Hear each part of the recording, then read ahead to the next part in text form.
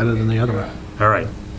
We'll call the January 29th, 2022 meeting of the Fire Station Building Committee to order. We do have some people remote, so I'll take a roll call. Aaron Kinney? Present. Todd Lindmark? Here. Blythe Robinson? Here. Kevin Champagne here. Chris Baker?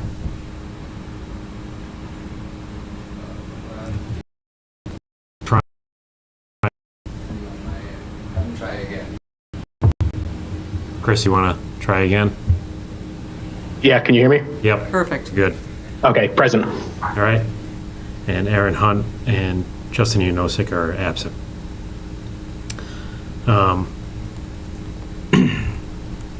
So we'll open it up to public comment. I don't think we have anyone from the public on Zoom. So then we'll just move into the discussion items. So Ron, I'll just go through the bullets in order, unless there's a different order that you want to do, but update on exterior envelope discussion. Sure. So let me share my screen. Okay, so what you see here is we have some, we got some pricing on the different type of siding. So as far as the insulation of the exterior wall itself, we're still trying to get obviously a insulation material, now that we're not using the proprietary stuff, that's going to get us as close as we can to an R30. It's probably going to be about R26. We'll rerun the energy model using that. And then as the siding goes, so right now the base specification is the composite, which is called the Boral, which is now made by Westlake. That's what we've shown everybody for a while. And if we decided to use painted cedar, so in other words, we get cedar siding and trim, we would save $126,000. If we go with the vinyl siding, and there's a caveat coming for this one, we would save $345,000.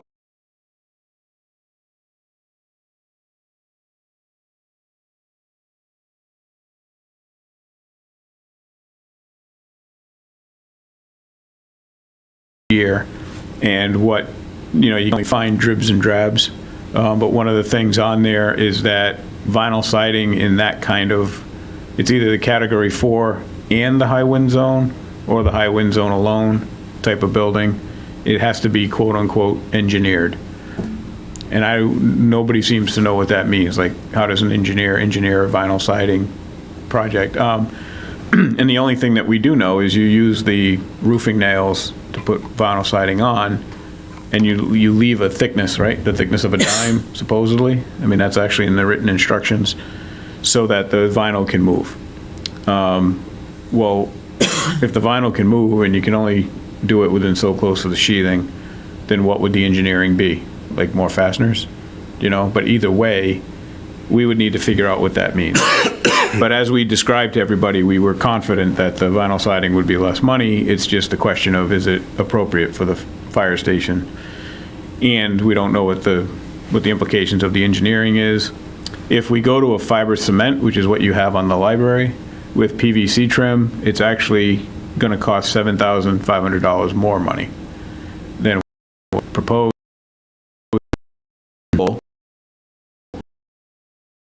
Siding, except the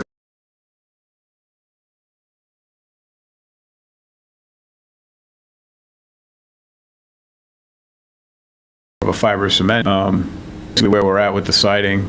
I know that just looking back at some of Matt's emails, the vinyl siding product, we have to check on this on Friday. We have an upcoming meeting this with the cost estimator. We want to make sure you back town hall, right? Because that's what Matt had suggested, was the cedar impressions. And then we also need to find out if they included any costs for the engineering of it. And if they understand that there's the new code that's coming out that's going to require that. So we are in a high wind zone here? Yeah. So everything that we've done on the project. So the first thing is we're a category 4 building. So when you build a Category 4 building in this wind zone, it actually increases the wind zone. So your schools, for instance, are Category 3, right? So there's no worries there. But once you're a Category 4 building, it bumps it up to 140 miles an hour. So for that reason, all of our windows are high impact, which means they pass the ASTM test for what's called a large missile, not a real missile, but like a 2x4, I guess.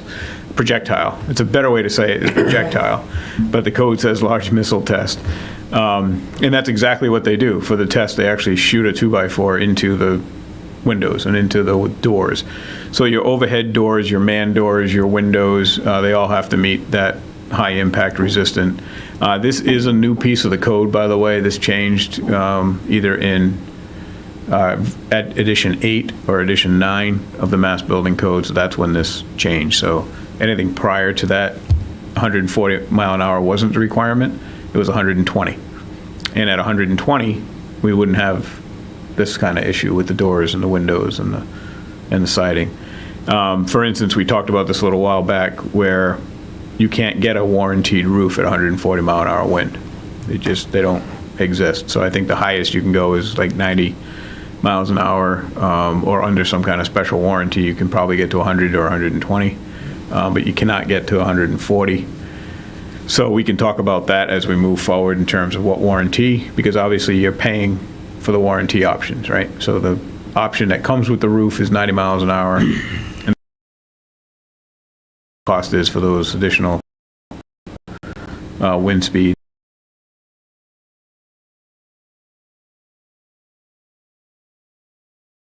Really kind of leaves us with, there was a concern about painted wood. We just beat the vinyl here.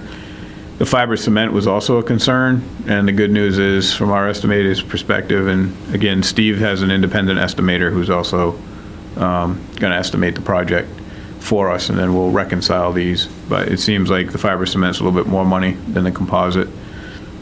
And then the Equitone, which is the equal, I mean, you can see why we always say when we spec the Equitone, we don't get it. Because the composite's less money. So, and which one is the base bid? It's not listed here, obviously. Right, because the base bid is neutral. Yeah. Right, so the base bid is in there. And then these are either the added or the deduct amounts to use the different materials. Oral is. Oral, okay, that was my Yep, question. that's correct. And you're going to also, at the July meeting, be able to talk about the long-term maintenance and, you know, what that might mean to one of the choices. Correct, exactly. So what we've got is all 4 of these are being put together in terms of what's required for maintenance, which includes a recommendation for a number of years, to 10 years, in the that you need to clean it, but you can't power wash it, which is what most people do. And then it talks about painting it. So I've personally never heard of painting vinyl siding. I do know that they make paints now for the PVC products that you can use, but I don't know why that's in there. Same thing with fiber cement. If it comes manufactured painting on it, it usually lasts 10 to 15 years. The material that we're proposing is painted in the field. It lasts 10 to 15 years. And then the Equitone, you don't paint it at all. In fact, it's kind of like a stone, almost like a stone panel. But it's the composite of fly ash and cement, as opposed to what we're speccing, which is fly ash and urethane. So, I mean, that's really what it comes down to, and everybody can just see what the maintenance is going to be like for both, or for all 4, I should say. Okay. So there'll be a life cycle that gets it. There'll be a life cycle, yeah, that just says, you know, this is what you want to do either annually or biannually, and then this is what you're going to want to do like every 5 years or 10 years or 15 years. So if we can just talk about the 140 miles an hour again for a second, because I thought the high wind impact, you also had to be within a mile of the coastline, as well as being over 140 miles an hour. No. Okay. The second is with the roof rating, just The 140 miles an hour. Let me say this. We'll recheck that. Okay. Because this has been driving us crazy.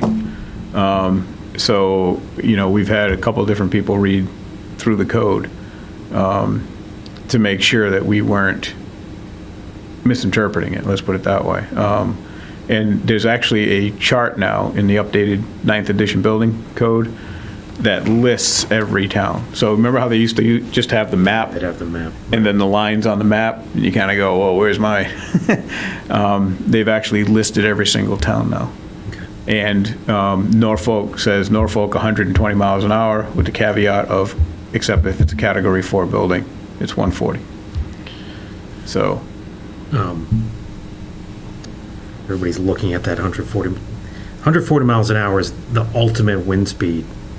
And so that is equivalent to 110 miles an hour in the old code. Correct. So I just want to make sure we're comparing apples to apples here, because sometimes people get confused by that. For whatever reason, they change the wind loading, the wind speeds, and it's so there's a nominal wind speed which is comparable to the older wind speeds, and now there's these new ultimate wind speeds. So I just want to make sure that the roofing guy is not saying, "Oh, 140 miles an hour like it's Florida." We just need to make sure we're using the right criteria. Right, and it's funny you say that because we are looking at the Florida codes for the windows, because the window manufacturers who have their products that meet these standards were obviously developed because of Miami-Dade down in Florida. And so there's actually the ASTM test, which is the large missile test. Massachusetts will accept the Florida TTS test that they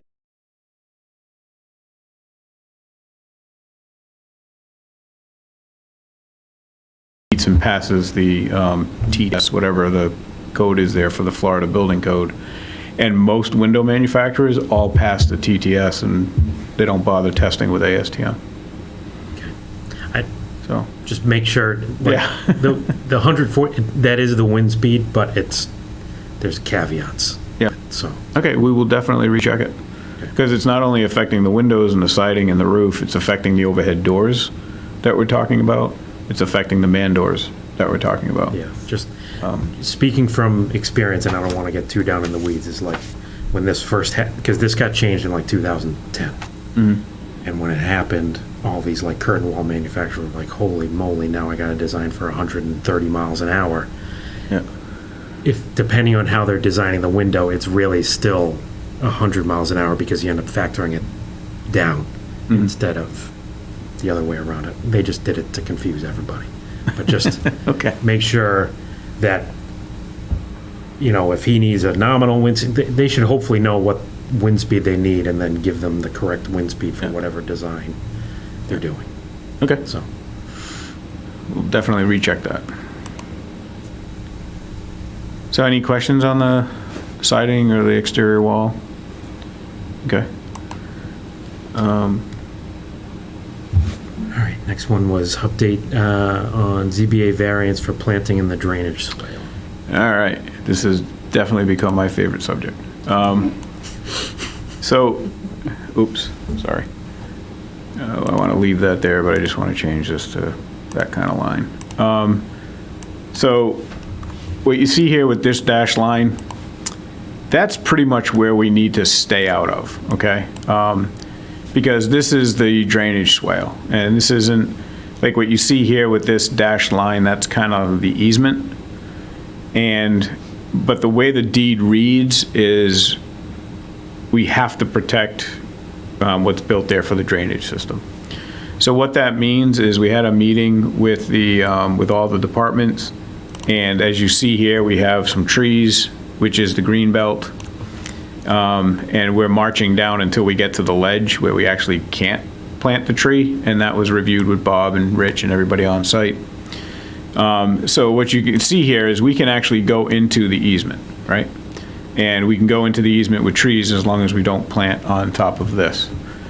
So what came out of our all-department meeting was that Rich suggested that we table the zoning variance request. that we review this situation with the planning board on July 12th. And as part of that review, we basically tell them that there's a couple things. One is we could get one line of trees, basically right there, between sort of, this is the line right now of our parking lot. I'll scroll out a little bit. So between that line and say this line right here, the landscape architect believes she can get in a line of trees. In meeting with the department heads, the question was, well, you're either going to do it to comply with the bylaw or you're not going to do it to comply with the bylaw, because one row of trees doesn't comply with the bylaw. So we looked into this a little further, and just as we said during that meeting, if we were to make the paved apron smaller, and when the fire department employees come down Main Street, they would actually turn onto the apron, because, you know, for all intents and purposes, this is the apron, because that's actually where the trucks come out of the bays. So it starts there. You know, these trucks kind of turn into this. So they would come onto the apron, and then they would come around here, and don't mind that gray, that's still concrete, but they can drive across here and then get down to their parking spaces. So essentially, we move that line, if you will, to get 2 rows of trees in here, 40 feet back from the road, so it doesn't impede the sight lines of the fire trucks. So we're going to present all this on the 12th. My understanding is the zoning board is not going forward with the variance request until we decide to bring it back up to them. The other thing that was discussed at the building committee meeting last time was, what if we rebuilt this drainage swale? And so we could make it a bio retention area, same as we have in the front of the building. It'll look better. We talked about, you know, that's a possibility. So 2 things came of that. Our civil engineer reminded us that if we did that, we would have to do all of the water load calculations and runoff calculations of the entire parking lot and completely redesign this area and then rebuild it. And they also wanted to remind us that half of this drainage swale is on the fire station property, and the other half is on the church property, and that technically, the way the deed is written, you know, this easement belongs to the church. And so, for that reason, we talked about the possibility of not doing that, and I think what Bob brought up during the all-department meeting was, it's great if you want to rebuild the swale, but the fact of the matter is that doesn't have anything to do with the Greenbelt bylaw. Right. Like, a drainage system is a drainage system. The deed says avoid the drainage system.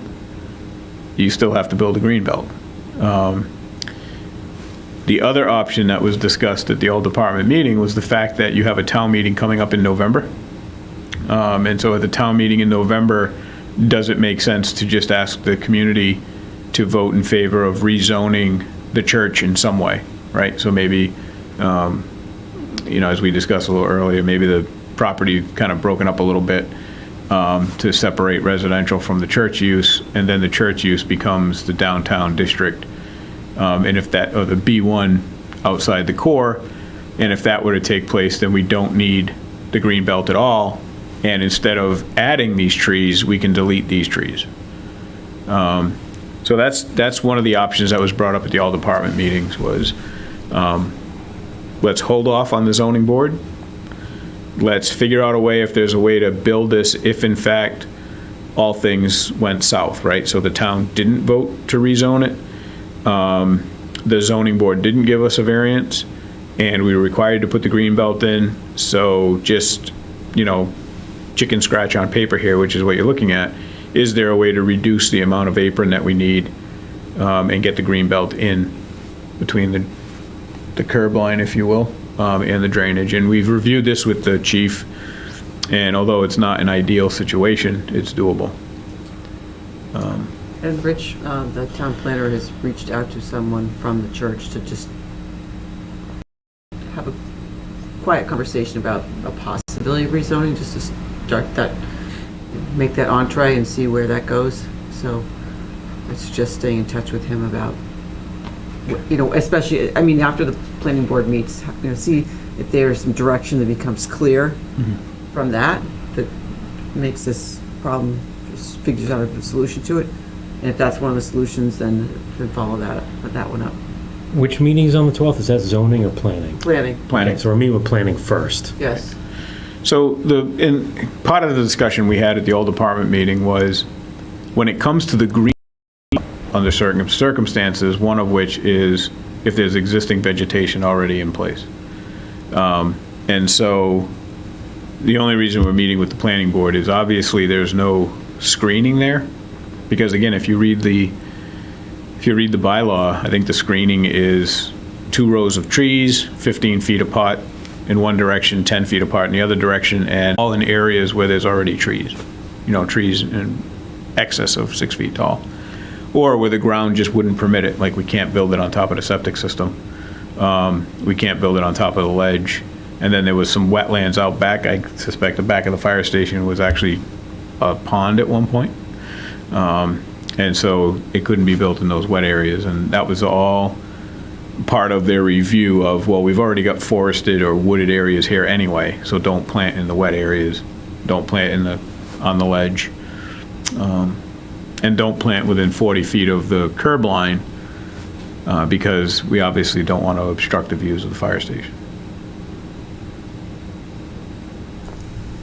All right, so we're going to present to the planning board and get their sense if we need to plant 2 rows of trees or 1 row Or of no, trees. or which way. Right, like 2 rows or 1 row, or like, I guess that's the big question. And then, Because it wouldn't be none. Well, We already know the zoning board's if- not going to say none. But if the idea is rezone next door and there seems to be some legs behind that, then you wouldn't need to plant anything. Oh, yeah, but I think we need to have a plan that if the vote doesn't go through. Right. yeah, so we do, always that's want to what- prepare for the worst, right? Right. So preparing for the worst, we went back and just, kind of looked at this and said, well, the reality is we have this access road right here currently that allows you to enter into the site without driving on the apron. In order to meet the green belt, what could we do? And the answer is, well, we could move this curb line into or closer to the apron so that the way to get to the parking in the back now would be across the apron. So this gray is all part of the apron as well. Yep. It's just the white is asphalt, the gray is concrete, and this is the building line. So you can see that line is pretty far away from the building. Plenty of space to get a car back there, no issues. The only issue is what was brought up today during the working group when one of the staff members said, well, if we got an all-station recall and we're driving in here in a rush and the truck's coming out of the bay, it's not necessarily a good thing to be driving onto the apron. Now, having said that, like the chief said, that's what makes it not ideal, but doable.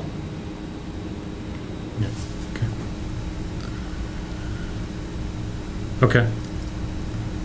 Yeah, I mean, we'll see what the planning board says, but I agree. I mean, I think we gotta have a backup plan. Ideally, it gets rezoned, and then this all goes away. Exactly. And it even costs a little bit less money because you don't have to Right, plant because now anything. you don't have to plant the trees, so. Yep. Okay. Next item, provide input on design development documents. So I sent some comments to Ron. I don't know if anyone else has had a chance to review the 100 Just or you. so drawings. Okay. Yep, and so one of the comments was, is the floor rated, the second floor above the apparatus bays? The answer is yes, it's 1 hour rated.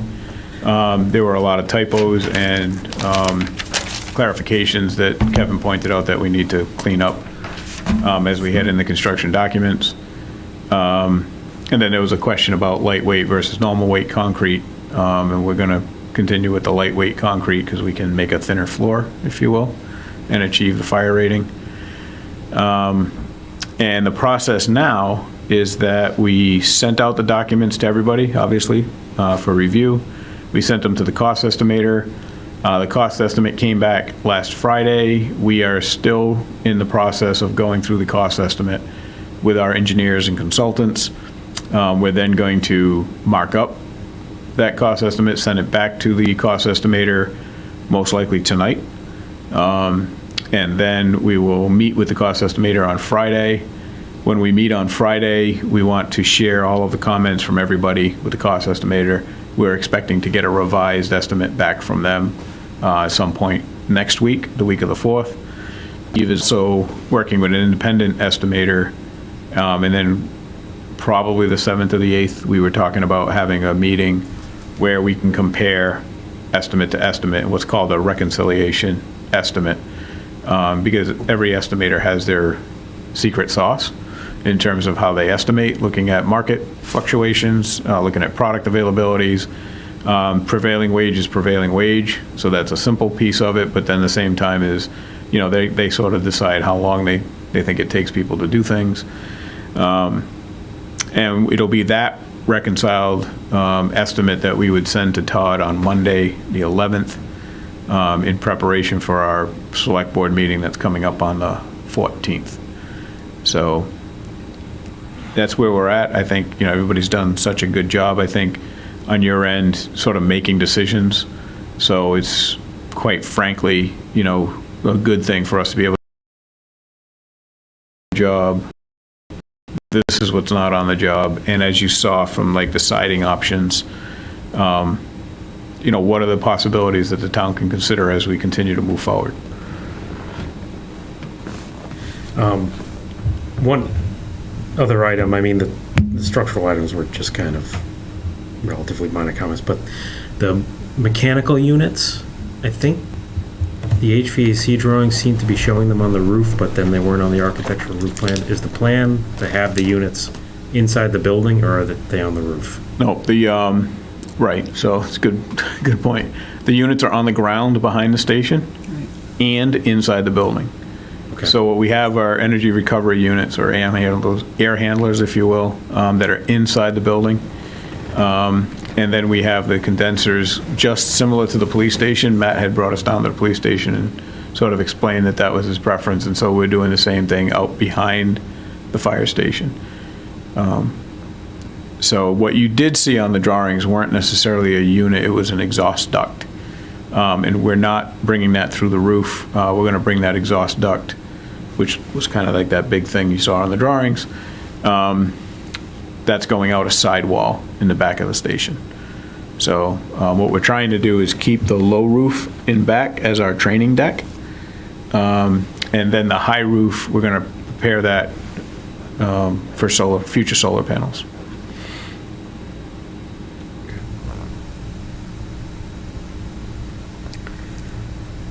Anybody have anything else they want to discuss on the design development doc? No? Okay.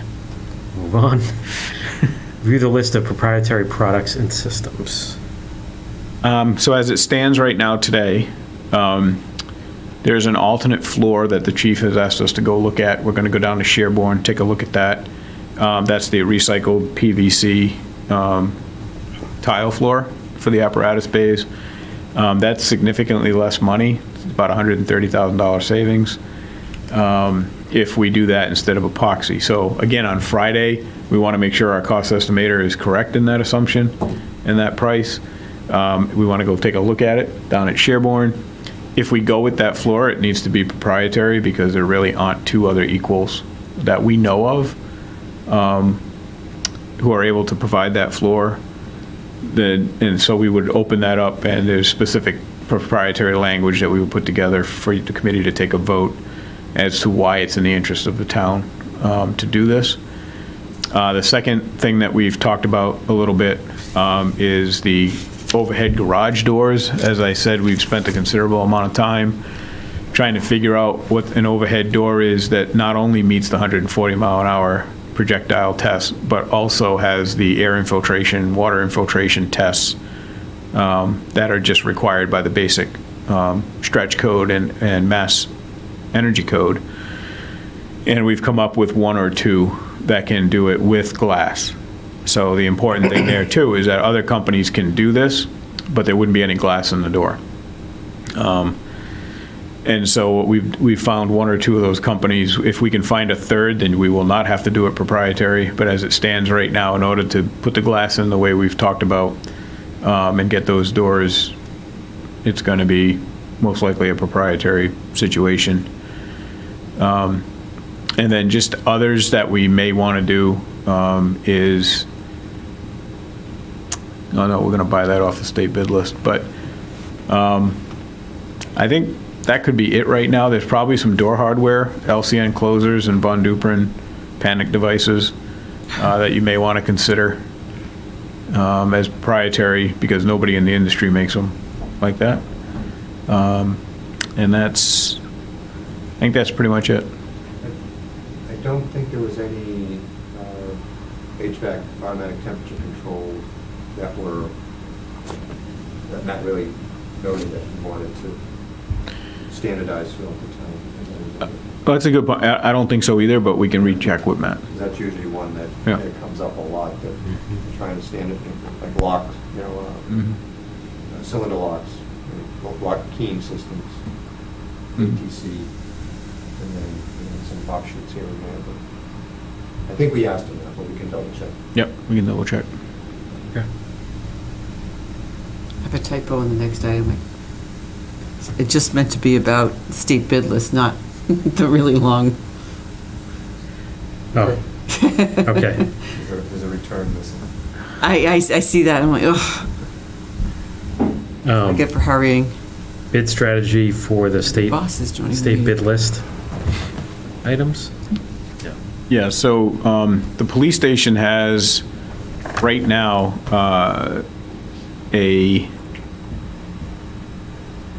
so there's a Genetec system, which is your card access and your CCTV system, and that's at the police station, which is actually run by the MEC.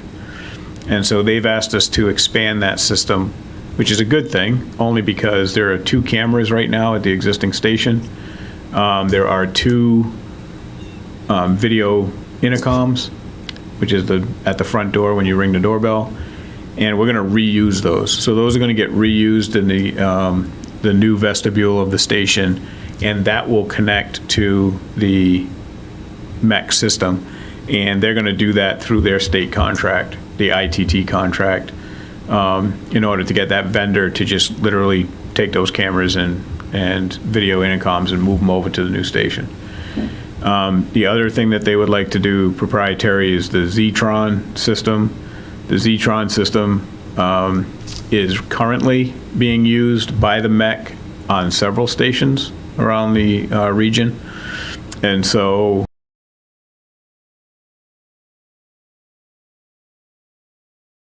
in the box point of view and run all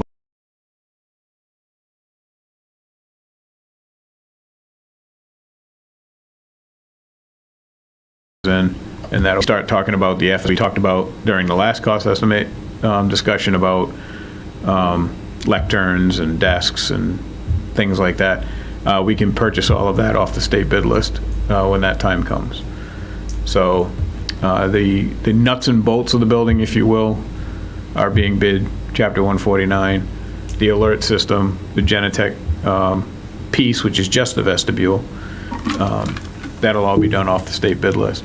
The rest of the building, when it comes to card access and CCTV, we've been asked by the town, Ton was involved in that, Matt was involved in that, to bid that and get a competitive price and make sure that we have something in our specification language that says, you know, we need to know what this is going to cost long-term.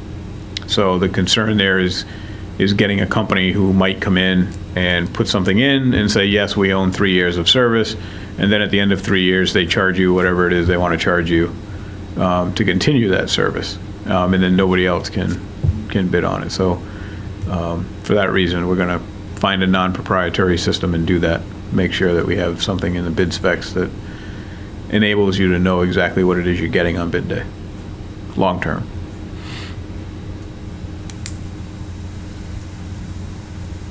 So was this supposed to be another item here, add No, service for planting? we talked about it up above, I just was moving stuff around and wasn't neat about it. All right. Sorry about that. Process for general contractor and file sub-bidder pre-qualification. Is this Steve. an update to last time, I think? Yeah, as we know, our construction estimate is greater than $10 million. Per Chapter 149, pre-qualification of GCs and file sub-bidders is required. And part of that is putting together a pre-qualification subcommittee. It's made up of 4 positions, 1 being a representative from the designer, and 3 being from the awarding authority, but one of those 3 is the OPM. So from this committee, we're going to need 2 people that are going to be on the pre-qualification committee. Say that again. So 2 members of this committee, the OPM, and who's the 4th? The designer. Thank you. So, and we don't have to necessarily, because I know there's a few people that are missing tonight, we don't necessarily have to make that decision this meeting, but we probably have to make it the next meeting. Okay. And I'll tell you why as I go on, but, for the most part, I've got, Vertex has a group that sort of runs with this a little bit as far as the paper, because it is documentation heavy. There are RFQ that has to be issued for both the GC and for the filed subbidders, and it's a form set up by ECAM that we use. And there's a number of standard forms that are required: notice of RFQ, the RFQ itself, an RFQ interest form that the contractor send back saying, yeah, we are interested, we're going to send our qualifications and the SOQ form. And then evaluation-wise, there are 4 categories that you evaluate the contractors on. Management experience, and it's points are delegated for these different categories. Management experience is a third, and capacity to complete the project is another 20 points. The 4th category is mandatory requirement, which is your DCAM certificate and your update statement. Just things they would have to submit with their bids anyways. So we set all that up. We advertise it, in the local newspaper, the Central Register, and Combis. We've got to give them a couple weeks at least before the submission, that's not a problem. We give them plenty of time to respond. But part of the response is not only but hard copies, or at least I prefer hard copies, because we're going to have to give each committee member a package to review. And given the fact that we hope that there is interest in the project, with the general contractors, it'd be great to get 6 or 10. That doesn't sound so bad, but when you get into the file subbidders, we've got 15 or 16 different categories. If we get, some are gonna be more than others, but we could get potentially 75 packages from the file subbidders that we have to go through. And again, we're gonna do a majority of the work. We have a spreadsheet that we basically populate with scores, and that'll be based on the input from the 4 members, and that will essentially spit out an average score of where the contractors come in. And for the most part, most of the contractors that we see are going to be the same ones we always see, and they usually qualify. I mean, the idea behind it is, if there's someone that really can't foot the bill on a fire station that is, number 1, a fire station, number 2, a fire station that has an operating station on it and that has to remain operating, you don't want necessarily the guy that's going to try it for the first time. So that's why the categories of qualifications varies. It's not just whether they're DCAM certified or not.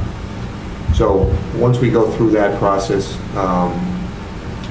get the score sheets, find out who's qualified, then we send out notices to all the contractors that they're able to bid on the project when it does come out. And when the advertisement goes out for bidding, it will say that file sub bids and GCs have to be on the pre-qualification list, so that if someone that didn't submit necessarily and say, oh, I got to bid on this job, sorry, you missed the boat on pre-qualification. So going backwards sort of from our timeline of bids, Ron and I were talking earlier, we're looking to get GC bids around the 22nd of December. We want to give 6 weeks for the bidding process. That means working backwards to when we want to start, and we try and give it about 14 weeks or so for pre-qualification. We're going to be looking at starting around sometime the first week of August. So what I'm going to do is I'm going to at least have the RFQs, start working on the drafts of the RFQs so that everybody can take a look at them, so that we can get those out. That's really the first thing we want to do. And that has to be advertised. So that's sort of the overview. Like I said, it's either Ron or maybe it's Don or someone from Dawn Whittier. Most likely going to be me, and then 2 others from the committee. That's the initial item to really think about. Do we have to have that committee formed to get the RFQ out on the street?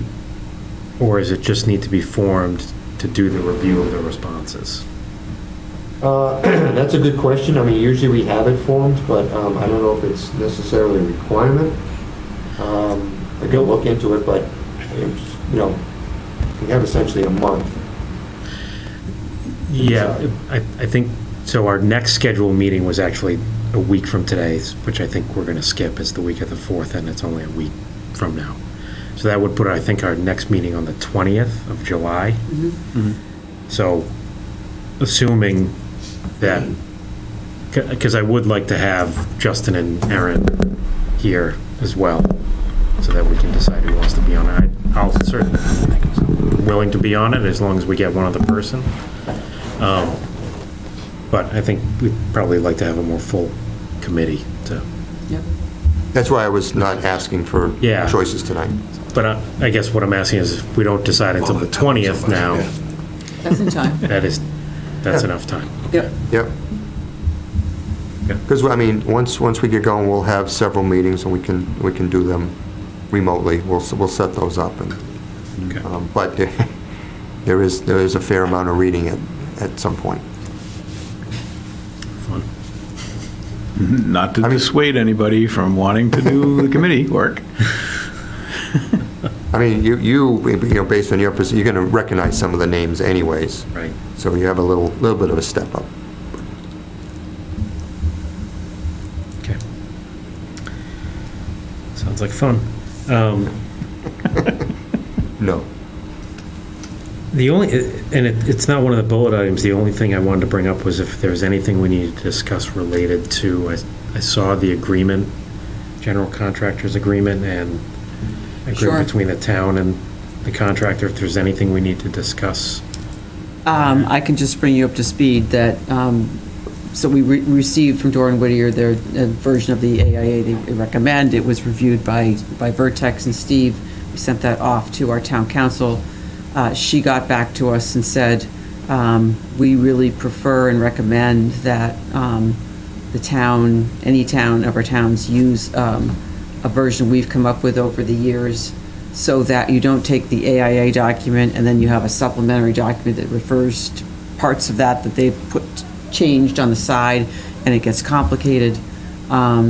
She assures me that it's been used on projects that both of your firms have done, maybe not together. So in July, I think that ought to be revisited again to just resolve which way to go. But she was very appreciative that she'd heard that this had come forward now, not a week before you need it, so. I haven't yet, but I was just going to go through what was sent back, just to see if Yeah. my comments correlate with what's in that document. So I started going through it. I'm on page 6, How many pages are there? like 30 or Oh. 50 or 100. I don't know how many pages there are, but it's just a lot of it's actually similar language that's in the AIA. It's just written in a different way. Like, in other words, the way the AIA orders it is different than the way it's ordered in this draft. But we do, what we're doing right now in the office is reviewing it, and then we'll send it off to our insurance company just to make sure that they're okay with it, because they need to be. Kind of like what we did for the owner-architect agreement, right? Yeah, I think it'll all work out. Yeah. And she said they've just found that when something comes up during construction, it's less complicated to refer to different parts in order to come up with, the total sum and how to resolve something. So I think that if you guys are comfortable with it or have some changes that she can go over, I'm sure it will be easily resolved. So we'll do that. Otherwise, she's got to go through the AIA, and we need to pay her to change all the things. And my friend over here He's already answered shaking his as I head. expected him.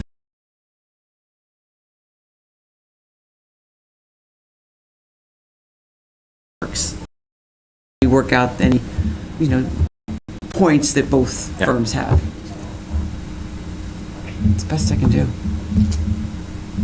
All I'd look at is to try and tighten it maybe further than what it is already. And, make sure things are clear. Yeah. We're not having, like Blake said, we're not having the issues with the contractor once we're in construction. And, we do the best that we can. Same thing with Ron. Yeah, and we got Division 1 of our specifications that we just need to make sure it refers back to the right spot. Right. Of course. And Yep. so, like I said, it's obviously a little extra work on our end, but it's something that it's not unheard of that we have a client who gives us a contract they prefer us to use. Kind of like with the owner-architect agreement, so. We've already We'll done it get once. there. Yeah, we've been there, done that, doing it again. All right, that's everything we had listed under discussion items. If there's anything else anyone wants to discuss, otherwise we'll move to the action items. So the first is, please consider approval of a proposal for additional hazardous materials testing. So I've been on the emails back and forth, so that Chief and Todd, I don't know to what extent you guys, or Chris, to what extent you know what this bullet item's about, but, so, Dorn Whittier has submitted a proposal for additional investigative services, Ron, you correct me if I'm wrong, for hazardous material testing. So there was a walkthrough done as part of the feasibility report. This is just investigate, I guess, look at unforeseen conditions, maybe, things that are buried in walls, below grade, things like that. And then that's part one, and then part two is to prepare bid specifications. Okay. So I guess if you can kind of walk us through Sure. why this is additional services, and I guess if the cost has been carried somewhere that it's not impacting the bottom line, I think is important to know. And I think from my perspective, I've had a little bit advance notice of this, so I did some digging, was that, we had hazardous material investigation identified in the RFQ. It was carried in the feasibility study. The schematic design through CA proposal we have for you, it doesn't say that it's included. It also doesn't list that it's excluded. So I just want to understand why it's not included. Sure. And make sure that this is not really an added cost to the bottom line, that this is just maybe refining a number that's already in the project budget. So we had $41,000 for three pieces that I'll talk about in a second in the project budget. So how that $41,000 gets divvied up amongst these three tasks, if you will, was in the proposal that we wrote. And I think altogether it came out a little bit less than the 41,000. It was, Yeah. we had 32.6 in the budget, and this, It was a 32.6 plus the, not including the original survey. okay. All right, so 32.6. So task one, when we did the original survey, had the town decided So, and we don't want to use the word destroyed, that's a bad word. So what we need to do is we need to go in and pull some bricks out of this exterior walls and your interior walls, which means that's going to have to get patched, at least to some extent. Or if the vote doesn't pass, it should get fixed so it doesn't become an eyesore, right? Or just be another hole in the wall in the station. Not that there's already plenty of holes in the walls. In addition to that, the 1960s version, is there anything underground that we don't know about? So there's usually a waterproofing or a damp-proofing material that's put on foundation walls. It used to be a wet site. So the question is there any of that on the foundation wall, and is there any of that underneath the slab? And then in the 1980s, same question. What do we have on the foundation walls? What do we have underneath the slab? The reason we're recommending that you do this is because, number one, if we find any reason to believe that there's something there, then we would make sure it's in the bid spec to be owned under the abatement contract when it gets bid. And if we have reason to believe it's there but we don't see it, we can at least identify some things that we believe are there based on the investigations and carry it as a unit price in the contract so that you're not subject to whatever price the contractor wants to offer as part of a change order. So that was the first task, and that first task is to also hire a demolition company. So UEC, who's the consultant, who's obviously submitted us this proposal, which we forwarded to you. Their proposal is that they would get somebody to come out here and do this selective demo, if you will, and then the patching that goes along with it to identify what these materials are. So within that, task one is not only having a selective demo company come out and do that, but for them to identify it, for them to test it, and for them to then know what's there. Task two is once that's found out, we will be adding that to whatever we've already found, and we'll be writing a bid spec. And that's a very simple, like cut and dry thing. The reason we feel it wasn't included is because we actually didn't know at the time of signing all these contracts what was in the building, what was not in the building. You had some previous reports that have been done, which identified some stuff that we did not find when UEC went out there during the study. And then there were other things that were not identified that UEC found during their original study. So task three is, it all has to do with construction. So task three is for them, UEC, to come on site and monitor the abatement to make sure whatever is being removed is properly removed and properly disposed of or properly taken off site for legal disposal. And it's to do sort of clean air tests that allow them to demo the building. And remember, none of that work is going to take place until 2024. So that task three is sort of out there, if you will.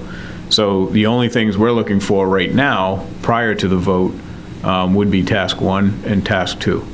Now, one of the things that Steve talked about is to get a breakdown. So we've asked UEC to tell us in task one, what is the price to bring in a selective demo contractor? And then what is the price for you to do the testing and the evaluation of anything that you find? So that's going to be broken down a little further in the next day or two. Okay. So then are we okay if we wait to vote on this to the next meeting, or do they need to get started? I mean, July 20th, it won't be a problem. Okay. And I think, if you even want to reduce your costs further, even though we carried money in the budget, you may decide that maybe your maintenance folks can do the selective demo and the patching, right? And then UEC could just be here to identify the materials, take samples, and do the testing. Who of our staff could do that? I mean, Matt's team or Public Works? Somebody with or- a sledgehammer and some plaster of Paris, I guess. We do have, we've had clients in the past that, do have a maintenance crew or a carpenter, on their maintenance crew, or somebody who has a little bit of carpentry background, or, It may be possible, I just, Like, for instance, you did provide the backhoe. The town got a better deal on the backhoe when you came in to dig the test pits. We still had to contract that, as I recall. Yeah. Right, but it was less money than I think or our Okay. geotech was suggesting to do. So it's just an option. And so I guess my point in terms of waiting is I don't think I think we'll be fine if we wait until July 20th, only because this is all asbestos and it really doesn't have anything to do with the design of the new building. It's just how much risk versus non-risk do we want to take with knowing or not knowing what's on the ground, so. Because the key to that is we could stop now and just say, let's just take the foundation, for example. That we assume that the foundation has damp proofing that is hazardous, has got asbestos in it and has to be removed. We've done that on other projects where we've had the budget, we've had the go-ahead to go, make that assumption. The contractor carries that amount in his bid, but in the spec, there's language that says if you don't, it's all based on tonnage. If the foundation is only half coated with damp proofing, there's a credit that comes back for the work that you didn't do, and there's actual unit prices that are included in UEC's spec that, if I had a project where it was a $100,000 credit, which was great for that project, but in our case, we're trying to keep the overall budget down. The initial bid down, right? So that, because we're going to town meeting with a bid in hand. We go in, $100,000 may not seem that much on a, $60 million job, but it's dollars. So if we have better knowledge that there's nothing on that foundation, and that there's a unit price if you find a small amount here and there, that means that the contractors are not carrying that amount in their bid, and those bids are going to come in lower. And I just, for what it's worth, I brought a shovel with me, and I dug a couple areas on either the new addition and the existing addition, just up against the foundation. As far as, I only went down 12 inches, but I didn't find anything on the foundation. Still would want UEC to confirm for themselves, because it becomes their responsibility. But just taking a quick eyeball on it, because there's not a lot of areas that you can actually easily excavate around that building, because most of it is asphalt. It's aprons, it's paving, it's one side of the new addition, one side of the original app bay that's got a grass strip, and that's it. So are we going to pull up some of the pavement to do test pits? Yeah, so typically they bring a jackhammer out and just do like a 24-inch by 24-inch square against the foundation, pull that out, dig down 4 or 5 feet, see if they see anything, fill it back up, and just cold patch it. And that's just me making this up. I have not talked to UEC, so I don't know what was included in there. And that's why I was asking, But that's what's what's the typically plan? done. Yeah. Okay. And what's the amount that we're talking about between task 1 and 2, which is the design phase piece of it? Well, task 1 is 6,800 to UEC, because you'd be putting 10% on Yeah, it. this all goes to UEC. This is a simple pass-through. And 3,500 for task 2.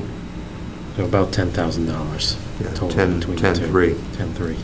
Yep. And then the task 3, which, if the project passes, then it's 19,470 for their work plan, non-traditional work plan. That's the NTWP. Their meetings, their review of the submittals, their monitoring, their air sampling, and their closeout report. And he does base it on the number of shifts, so you actually have a unit price. If there's more shifts needed, we know what it costs per shift, or less, for that matter. Okay. And so are all 3 of those tasks in the project budget that was presented at schematic design? Yes. Okay. Yeah, there's a, like I said, there's a 32.6 line item for hazardous materials. I can't remember exactly what we call it, but certainly it's monitoring and testing or something like that. Okay. So, All right. So it may not have been in your proposal, but it's captured in the project budget already. This is not an ad. Yeah, because we tried to list everything that we knew was going to be in the project. Yeah. Okay. Yeah, I think if, so if we'll can get wait till the additional 20th. breakdown, and then Yep. next meeting, we can formally vote on it. Yep. So, everyone else okay Yeah. with that? Okay. Please consider submissions for building envelope commissioning agent. So, to recap, I sent out an RFP to 7 firms for building envelope commissioning services. I got responses, I got responses from 4. One actually said that they were declining to bid. 3 provided proposals. 3, I got no response whatsoever. I had forwarded a spreadsheet giving the results. We got proposals from Building Envelope Associates, Building Envelope Technologies, and Gale Associates. Building Envelope Associates was the lowest fee at $56,500. Our budget that we were carrying is $50,000. I did go through the proposals, and they do differ slightly here and there.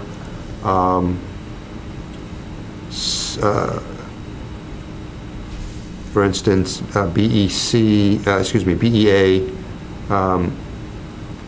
they are not carrying any of the fenestration testing by them. They're carrying it as witnessing to be performed by the contractor. They are carrying an infrared. They're not carrying any kind of air testing. BET, they're carrying testing performed by their people, but they are actually the highest proposal at $89,800. And they also carrying infrared of the roof and the facade and an air test. Gale, they're carrying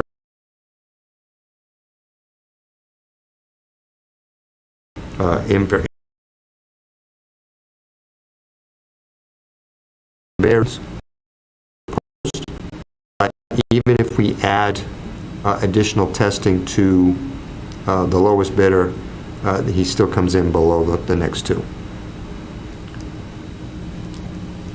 We do have a contingency on the soft costs too, so there is a dollar amount in the project budget for anything like that, you know what I mean? So if we add 50 as a line item, comes in at 56, we add 5% over the entire soft cost budget as a contingency line item. What do you think caused them to be much higher than what we thought it would be? Is it just the market or something else going on? Well, BEA has the lowest, because I got a rate sheet out of everybody, they have the lowest hourly rates for their people. So right off the bat, their math is going to be Okay. less. With Gale being the highest and BET being mid-range. So that has something to do with it. And, you know, I don't know exactly what hours they're applying to their tasks, because I do have that from one of them, but not all of them, and didn't ask them for that information.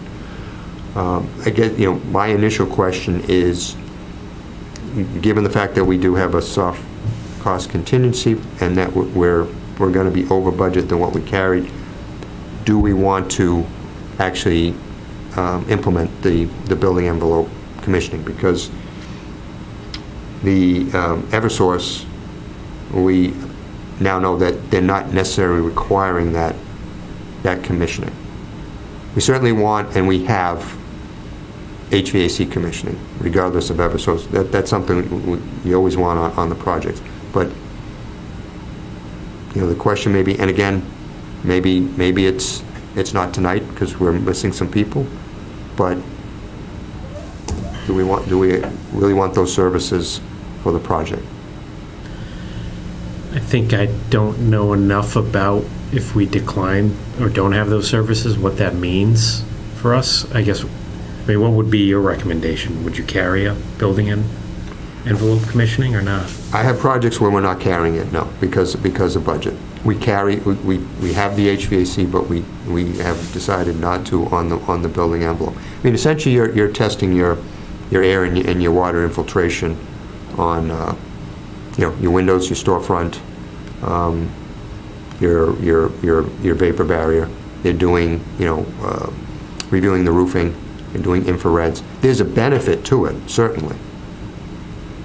But again, when we're looking at our budget, So there's a benefit if you do it, but is there a detriment if you don't do it?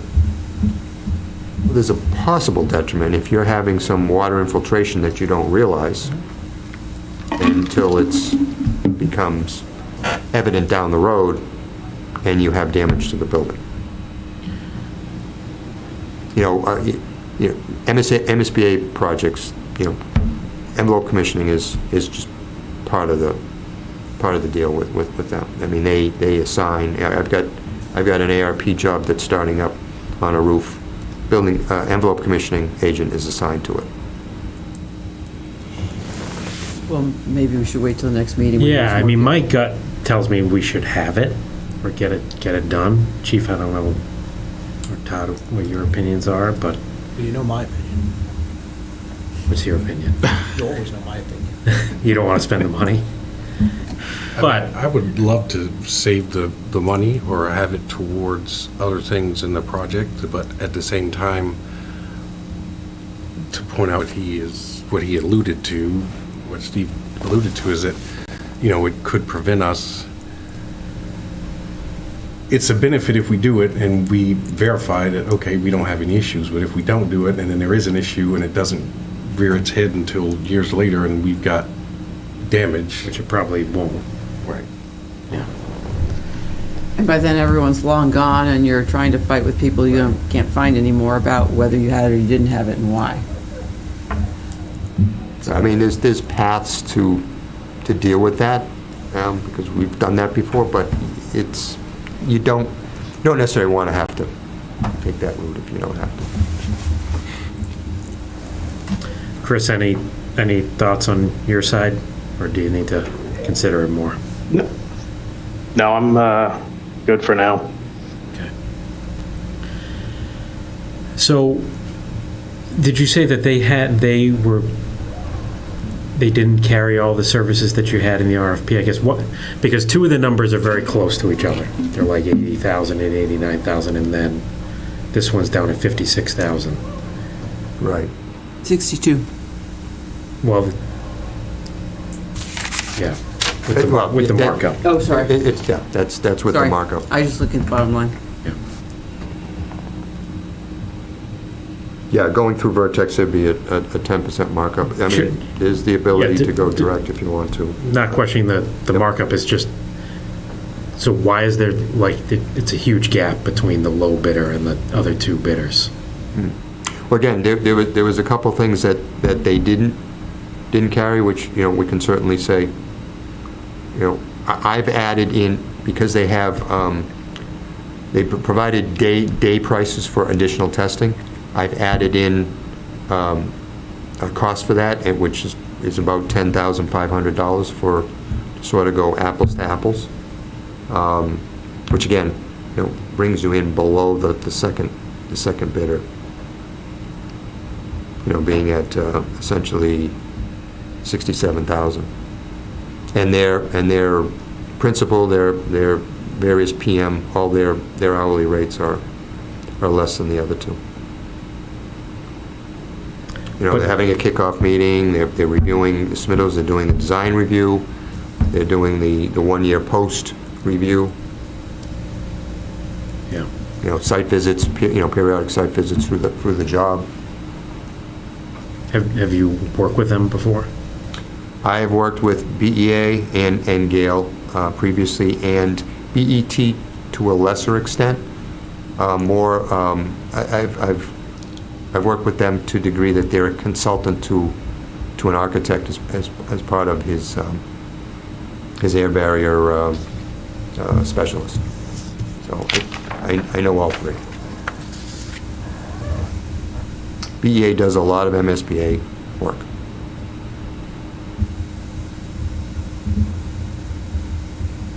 And you're comfortable recommending them? If Yeah, if I'd we be select comfortable them? with all of them.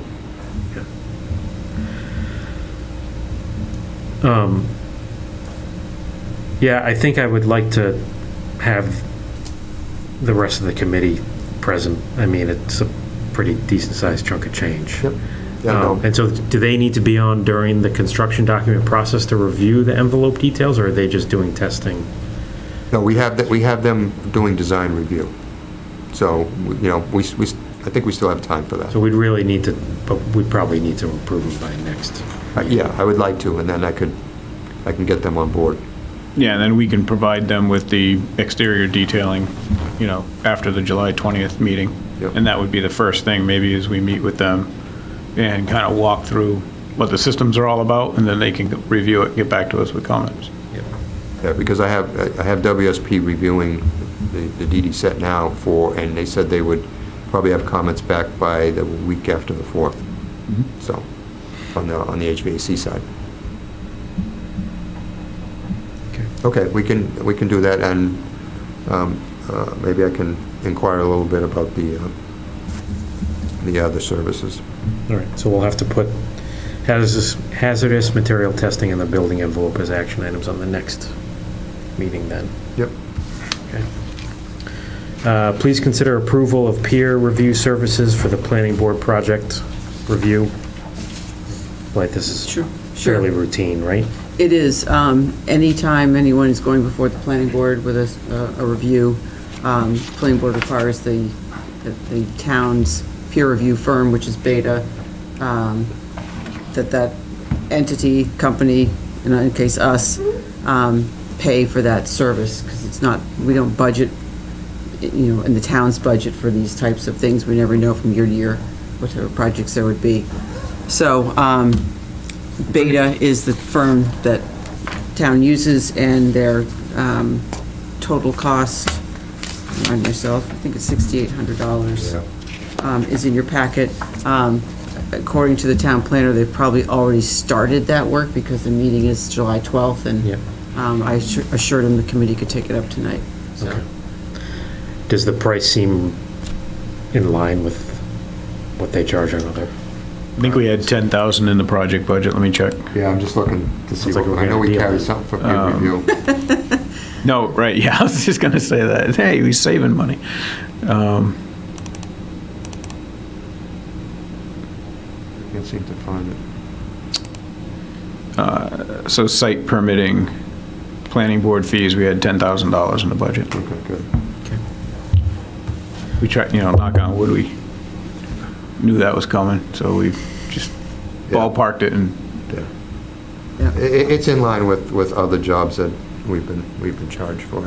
Yet, the thing is, hopefully they don't continue to, you know, they send comments back and then you answer it and then there's more comments back, and that's when it gets. There might be a little of that. Yeah. There's not that the They Beta's. budgeted $10,000. yeah, I've never had a third-party reviewer have no comments. It wouldn't be earning their keep. if they That did. would be a first. Even when you do everything right, they still got comments. Be an easy way to make $6,800 though. Yeah, that's right, we got nothing. So, All right, so we'll ask for a vote then on this, or can I make a motion to get a vote on the peer review services for the planning board? So moved. Do I have a second? All right. So I'll take a roll call vote because Chris isn't here. Kevin Champagne, aye. Todd Lindmark, Aye. Blythe Robinson, aye. Chris Baker, Aye. Aaron Kinney. Aye. All right. It's unanimous and passes. Thank you.